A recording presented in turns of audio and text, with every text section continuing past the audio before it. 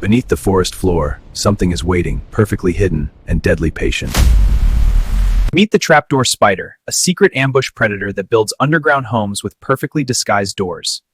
It builds a silk-lined tunnel and seals it with a hidden trapdoor, sensing vibrations through tiny hairs on its legs.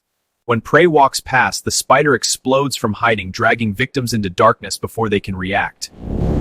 This hunter rarely leaves its tunnel. Some trapdoor spiders spend their entire lives inside one burrow, surviving over 20 years underground. Hidden beneath leaves and soil, this silent predator waits endlessly, proving that patience can be deadlier than speed.